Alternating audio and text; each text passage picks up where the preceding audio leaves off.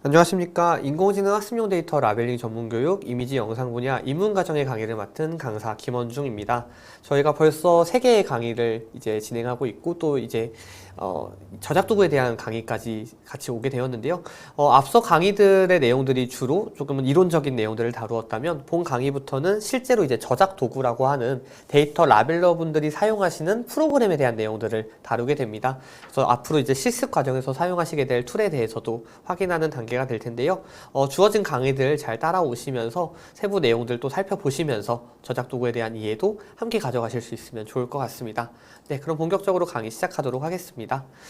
학습 목표는 데이터 라벨링 저작 도구에서 활용되는 용어를 먼저 또 이해하고 들어가는 것이 중요하겠습니다. 그래서 용어에 대한 내용들을 살펴보는 것으로 시작을 할 텐데요. 네, 용어 살펴보기이고요. 보시면 프로젝트 그리고 저작 도구가 있는데 먼저 프로젝트는 저희가 앞서서도 계속 이제 프로젝트라는 단어들을 많이 활용을 했었는데 특정 목표, 그러니까 인공지능의 목표가 있을 때 이것을 성취하기 위해 데이터, 라벨링, 그 다음에 자원 품질 관리 등을 실행하는 과제 단위 이렇게 되어 있습니다. 그래서 인공지능 개발에 필요한 데이터를 라벨링하는 것이 하나의 과업으로 정해진 이 프로젝트가 이제 라벨러 분들 그리고 프로젝트 관리자가 참여하는 하나의 이제 단위가 되겠고요.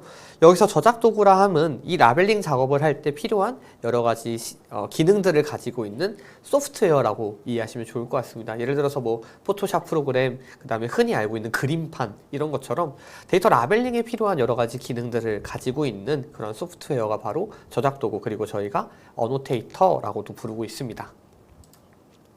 라벨링 가이드라인인데요. 저희가 가이드라인은 제가 1장에서도 한번 말씀을 드렸는데 라벨링을 어떻게 해야 되는지에 대한 정보를 담고 있어서 굉장히 프로젝트마다 다르기 때문에 라벨러분들이 잘 이해해 주셔야 하고요. 객체에 대한 부분은 라벨링의 대상을 일컫습니다. 그래서 예를 들어서 이 프로젝트가 차량을 라벨링해야 된다라고 한다면 차량이 객체가 되겠고 그 방법에 대한 내용을 다루고 있는 게 가이드라인이 되겠습니다. 그래서 라벨링 가이드라인과 객체에 대한 내용도 살펴보았고요.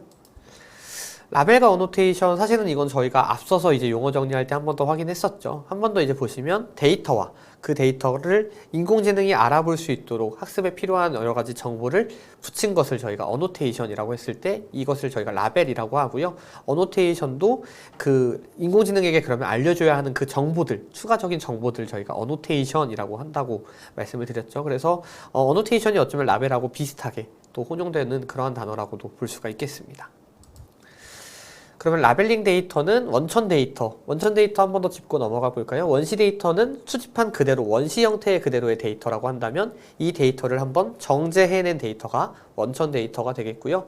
이 원천 데이터에 라벨링을 했을 때 어떤 정보를 붙였을 때 이거를 학습용, 그러니까 인공지능을 학습시킬 수 있는 학습용 데이터로 됐을 때 이걸 이제 라벨링 데이터라고 저희가 이야기를 하고요.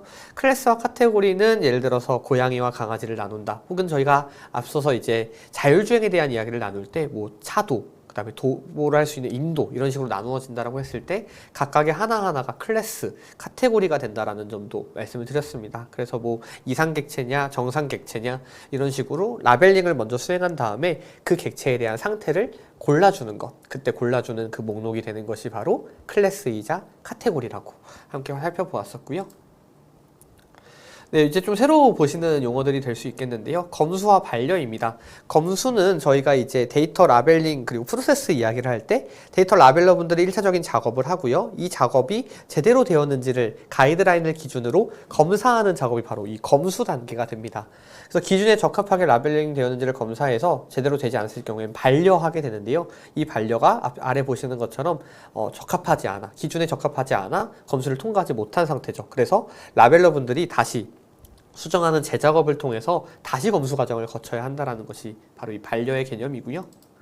코멘트는 반려를 할 때 검수자가 그냥 이거 잘못했어 라고 그냥 보내는 게 아니라 어떤 부분이 잘못됐는지를 코멘트를 줘야 하는 경우가 있습니다. 그래서 반려에 대한 사유를 기재한 그런 이제 내용들이 코멘트라고 저희가 부르고 있습니다. 네, 한번 용어들을 또 한 번 더 요약을 해볼게요. 저희가 라벨링은 특정 목표를 성취하기 위해 설계된 프로젝트별로 관리가 되고 라벨러분들도 프로젝트 단위로 투입된다라는 거 중요하고요. 데이터 라벨링은 데이터를 편집하는 저작 도구를 통해 이루어지며 모든 데이터라는 데이터 라벨링 가이드라인에 맞추어 라벨링이 되어야 합니다. 객체를 알맞은 카테고리로 분류하는 것이 라벨링의 한 일환이고요. 그 다음에 완료된 라벨은 라벨링 가이드라인에 작업됐는지 검수 과정을 거치고 검수를 했을 때 부적합한 경우 반려되기 때문에 다시 수정하는 작업을 거쳐야 합니다. 반려 시에는 사유 코멘트를 검수자가 주는 경우에는 확인해서 작업을 할 수 있겠습니다. 네, 참고 자료 여기 이렇게 짧게 나와 있는 것도 확인해 주시면 좋을 것 같습니다. 네, 그럼 이어서 이미지 및 영상 데이터를 가공하기 위한 저작 도구의 종류를 알아보는 단계로 넘어가고자 합니다. 저희가 앞서서 저작 도구라 함은 소프트웨어이고 라벨링에 필요한 소프트웨어라고 말씀을 드렸는데요. 그렇기 때문에 인공지능 시대의 데이터 라벨링이 중요한 만큼 또 많이 성장한 만큼 저작 도구의 종류가 굉장히 다양합니다. 해외에도 정말 많고요. 국내에도 많은 저작 도구들이 있습니다. 그래서 저희가 오늘 시간에는 실제로 많이 활용되고 있는 해외의 다양한 저작 도구들을 좀 소개해드리고 어떤 기능들이 있는지를 살펴보고자 합니다. 그래서 오픈소스 데이터 라벨링 도구라고 되어 있는데요. 왜 오픈소스라고 저희가 이름을 붙이냐면 실제로 이 도구들의 어떤 소프트웨어의 이 소스들, 그러니까 사용할 수 있는 권한이나 이런 것들이 오픈되어 있습니다. 그래서 누구나 다 그 어떤 사이트나 링크에 접속하기만 하면 활용할 수 있기 때문에 굉장히 보편화되어 있기 때문에 저희가 하나씩 알아볼 계획에 있고요. 네, 가장 먼저 컴퓨터 비주얼 어노테이션 툴, 그래서 CVAT 이렇게 나와 있는데요. 인텔에서 개발한 그러니까 크롬 브라우저라고 부르는 그런 웹 기반 저작 도구입니다. 그래서 이미지 및 영상 라벨링 지원을 하고요. 보시면 자동 라벨링 기능이나 공동 작업 관리 기능이 가능하다 이렇게 되어 있죠.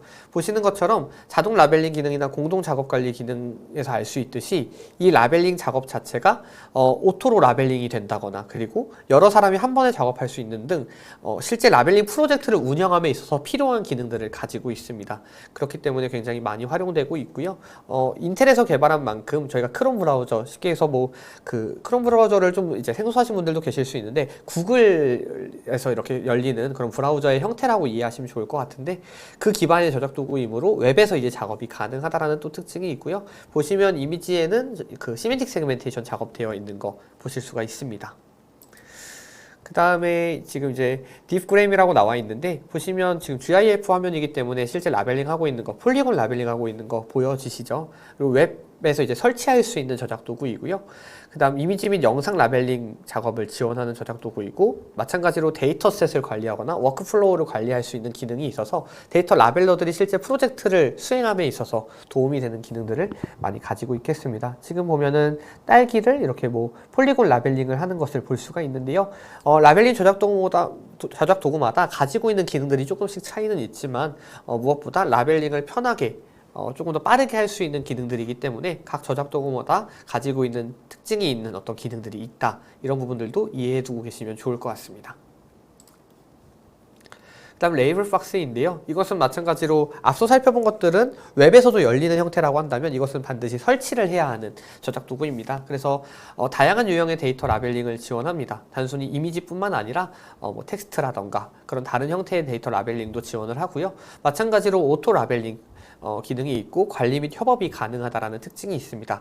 오토 라벨링이 계속 나오고 있는데 이 오토 라벨링이라는 것은 자동으로 인공지능이 먼저 밑작업을 하고요. 그 다음에 데이터 라벨러분들이 투입돼서 라벨링을 할 수 있는 그런 기능이라고 이해하시면 좋을 것 같습니다. 네, 그 다음 레이블 이미지 같은 경우에는 앞서 살펴본 것들은 다양한 좀 기능들과 좀 UI 화면이 깔끔한 반면에 조금은 이제 오래된 것처럼 보여지죠. 그래서 마찬가지로 설치형 저작 도구인데요.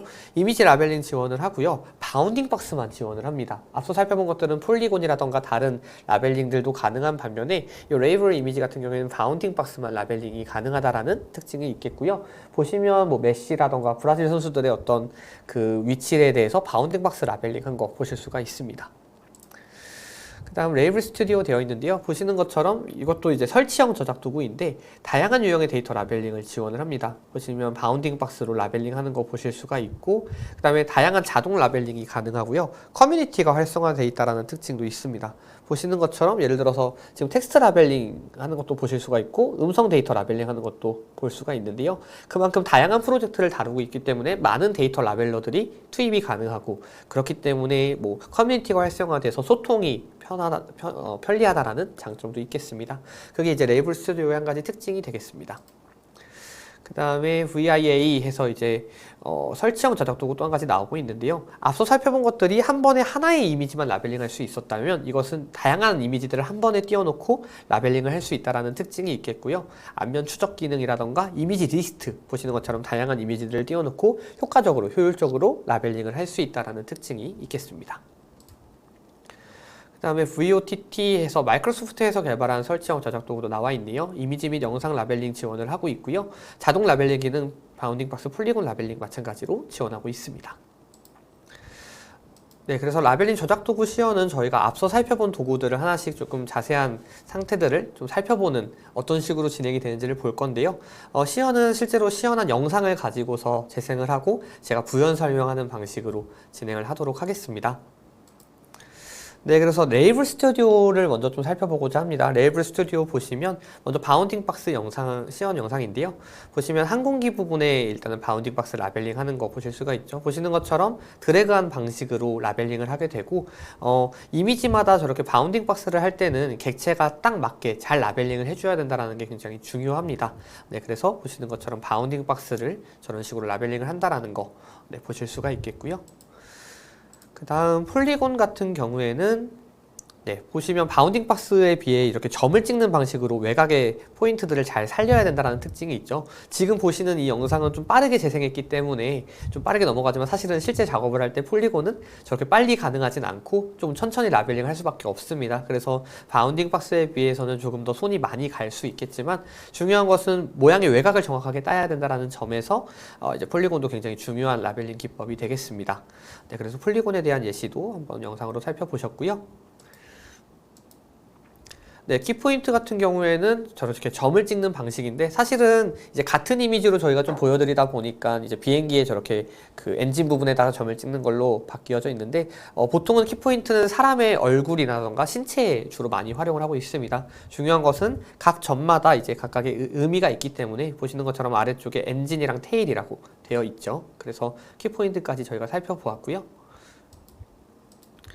네, 그 다음 VIA에 대한 이미지 라벨링 관련된 내용인데요. 여기는 이제 이미지랑 이미지 리스트, 동영상 순서대로인데 이미지는 폴리곤 라벨링 하는 거 또 마찬가지로 보실 수가 있겠고요. 네, 그래서 백조 영역에다가 라벨링을 하고 있고, 그 다음 이미지 리스트 같은 경우에는 제가 앞서서 이제 VIA의 장점으로 여러 장의 이미지를 한 번에 라벨링 할 수 있는 기능이 굉장히 좋은 기능이라고 말씀을 드렸죠. 하나의 이미지를 하나하나 넘어가지 않더라도 보시는 것처럼 맨 위에 이미지부터 하나하나 라벨링을 다 할 수 있다는 특징이 또 한 가지 있겠습니다.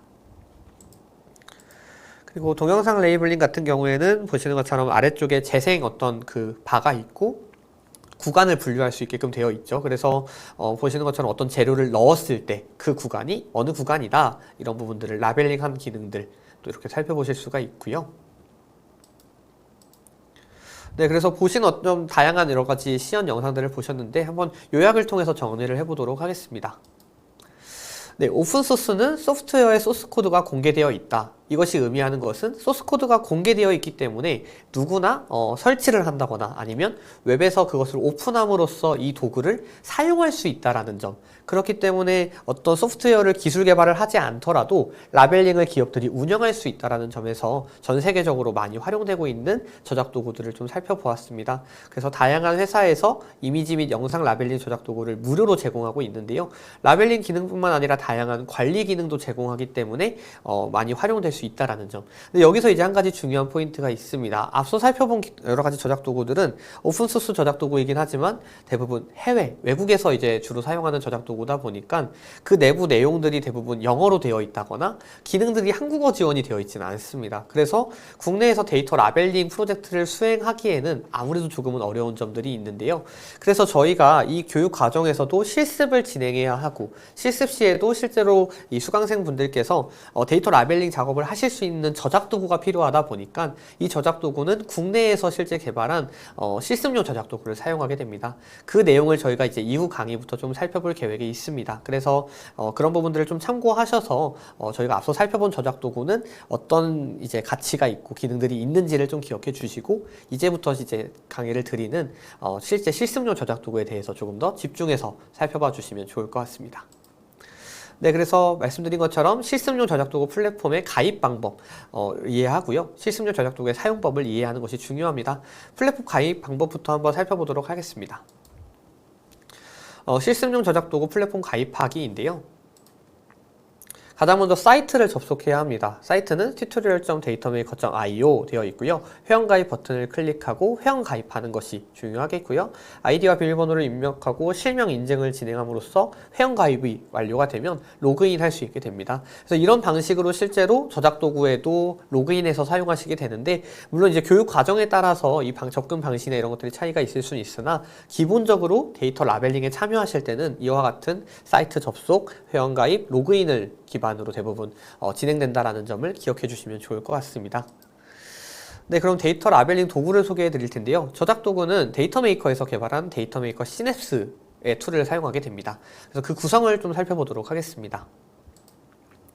저작도구 구성을 살펴보면 보시는 것처럼 이제 저희가 앞서 살펴본 해외의 다양한 저작도구처럼 굉장히 유저들이 쉽게 이해할 수 있는 그러한 구조들로 구성이 되어 있네요. 그래서 가운데에는 이미지가 나와 있고요. 오른쪽에 확대할 수 있는 창, 그 다음에 그 아래쪽으로 뭐 클래스를 선택하거나 어노테이션 속성이나 관계를 지정하는 다양한 라벨링에 필요한 기능들의 창을 확인할 수가 있고요. 그 다음에 아래쪽에는 검수 코멘트, 검수자가 예를 들어서 내가 작업한 것에 대해서 어떠한 코멘트를 주었을 때 그 코멘트를 확인할 수 있는 창이 있고, 히스토리는 라벨링한 어떤 여러 가지 내가 이 안에서 작업한 여러 가지 히스토리들을 확인할 수 있는 그런 창도 나와 있고요. 할당 라벨은 이제 내가 라벨링 작업을 해야 되는 여러 가지 이미지들이 나와 있습니다. 이 구성들을 하나하나 좀 상세하게 살펴보도록 하겠습니다. 네, 그래서 상단 바에는 라벨 정보, 해당 데이터에 대한 정보, 그 다음에 오른쪽 위에는 저장 버튼하고 제출이 있네요. 저장은 내가 작업하던 거를 중간에 저장할 수 있는 기능이겠고, 제출은 말 그대로 이 작업을 완료해서 검수자에게 제출하는 방식이 되겠습니다. 네, 그래서 라벨 정보 이렇게 나와 있고요. 저장, 그 다음에 라벨 저장 후 제출, 상세하게 또 보실 수가 있습니다. 네, 그 다음 툴바는 도구들, 라벨링을 할 때 저희가 앞서 이야기한 다양한 기법들이 있죠. 그 기법들이 하나하나의 기능들로서 또 이렇게 도구들로서 들어갈 수 있는데요. 한번 어떤 도구들이 나열되어 있는지 좀 살펴보도록 하겠습니다. 가장 먼저 저희 이제 열심히 강의를 통해서 배우셨던 라벨링 기법들 나와 있죠. 바운딩 박스, 폴리곤, 폴리라인, 키포인트 나와 있고요. 관계라고 새로운 내용이 나와 있는데, 이 관계라 함은 예를 들어서 저를 라벨링을 한다고 하셨을 때 사람의 얼굴을 라벨링을 하고 신체를 라벨링을 하고 이 얼굴이 이 몸에 붙어 있다, 이런 식의 관계를 라벨링하는 경우들이 있습니다. 그래서 바운딩 박스, 폴리곤 다양한 기법들을 통해 라벨링한 객체 간 어떤 관계를 지정할 때 이런 관계를 활용하기 때문에 도구에 추가되어 있는 것을 저희가 볼 수가 있고요. 그 다음에 라벨링 보조 도구들 나와 있네요. 뭐 선택이라던가 십자 가이드선, 이미지상의 가이드를 만들고 라벨링을 할 때 조금 참고할 수 있도록 하는 것이나 좌표를 표시하거나 줄자 표시, 어노테이션 기준 크기 박스, 이미지 등분, 이미지 밝기, 대비, 반전, 경계 설정까지 라벨링에 필요한 다양한 기능들이 여기 포함되어 있습니다. 각각의 기능들은 저희가 이제 실제로 라벨링을 진행하시면서 또 살펴보실 수 있게 될 텐데요. 우선은 어노테이션 기준 크기 박스 같은 경우에는 이 크기가 내가 예를 들어서 가이드라인상 몇 바이 몇 픽셀 이상의 크기지만 라벨링 하기로 되어 있는데 크기를 알 수 없는 경우에는 이것을 육안으로 판별할 수 없기 때문에 그럴 때 활용할 수 있는 기능 등 이런 식으로 라벨링을 보조할 수 있는 기능들이라고 이해하시면 좋을 것 같습니다. 네, 그리고 단축키는 아래 보시는 창을 통해서 확인할 수가 있겠고요. 설정은 저작 도구의 뭐 색깔이라던가 그 다음에 두께 등을 설정할 수 있는 사용자가 직접 자기의 원하는 대로 설정할 수 있다라는 그러한 좀 자유도가 있다라는 점에서 이 저작 도구의 또 장점이 있겠습니다. 그 다음에 에디터 보시면 작업할 데이터와 어노테이션, 이미지와 어노테이션은 어떤 여러 가지 작업 결과물이 보이는 공간이 되겠고요. 패널은 아까 말씀드린 것처럼 다양한 뭐 중요한 그 정보들이 있는 창들인데 가로 세로 패널들이 있고 숨기거나 내가 원하는 식으로 배치를 할 수 있기 때문에 본인의 작업 스타일을 반영할 수 있는 저작 도구라고 볼 수도 있겠습니다. 확대해서 데이터를 확대하고 그 다음에 할당 데이터에서 제가 할당받은 작업물들을 볼 수 있겠고요. 히스토리는 작업 내역을 볼 수 있고 검수 코멘트는 만약에 내가 반려받은 작업이 있을 때 검수자가 어떤 코멘트를 남겼는지 그러한 것들을 볼 수 있는 그러한 패널이라고 볼 수 있겠습니다. 네, 그래서 클래스 선택은 이제 어노테이션 기본 속성을 설정할 수 있는 그러한 부분이고 어노테이션 속성, 관계, 가이드라인 가이드라인도 여기서 이제 열어볼 수 있고요. 가이드라인을 꼼꼼하게 확인하는 것이 굉장히 중요하다는 거 꼭 기억해 주시면 좋을 것 같습니다. 사용법을 좀 이어서 살펴보도록 하겠습니다. 네, 시작하기를 누르고 이제 수정하기 버튼을 눌러서 저작 도구를 열 수가 있고요. 그 다음에 툴바에서 라벨링 도구를 선택해서 알맞은 위치에 어노테이션 라벨링을 수행해서 속성을 설정하고요. 단축키를 눌러서 삭제하거나 패널에서 이제 어노테이션을 삭제할 수가 있고요. 이 기능들은 저희가 시연에서 또 자세히 살펴볼 거기 때문에 빠르게 좀 넘어갈게요. 저장 버튼, 제출 버튼은 설명드렸었고 수정하기를 통해서 이제 저작 도구를 열고 그 다음에 수정 후 제출하는 검수 반려된 작업물들에 대한 재작업이 가능하겠고요. 단축키들은 다양한 단축키들이 여기 나와 있는데 이 교환 내용들을 토대로 보셔도 되고 접속하셔서 단축키를 열어서 확인하시는 것도 가능합니다. 각자가 원하는 기능들을 볼 수가 있겠고요. 네, 마지막으로 요약하면 저작 도구는 상단바, 툴바, 에디터, 패널로 화면이 구성되어 있는데 각각의 그 구성되어 있는 것마다 작업자 편의에 따라서 라벨러 편의에 따라서 활용할 수 있다는 특징이 있겠습니다. 그리고 선택 도구로 어노테이션을 선택한 다음 단축키 D 등을 통해서 어노테이션을 지우고 또 복구할 수 있고 단축키에 있는 여러 가지 기능들 을 실제로 테스트해 보시면서 필요한 기능들을 능숙하게 활용할 수 있도록 숙련도를 높여 나가시는 것도 좋은 방법이 될 것 같습니다. 네, 이로써 저희 가장 중요했던 저작 도구에 대한 모든 강의들까지 마치게 되었는데요. 이어서 마지막으로는 저희가 퀴즈와 그 다음에 작업 도구 시연도 있겠는데 그 전까지 저희가 함께 학습한 내용들을 꼼꼼하게 이해해 주시면 더 좋을 것 같습니다. 네, 입문과정의 마지막 이론 강의 마치도록 하겠습니다. 수고하셨습니다. 감사합니다.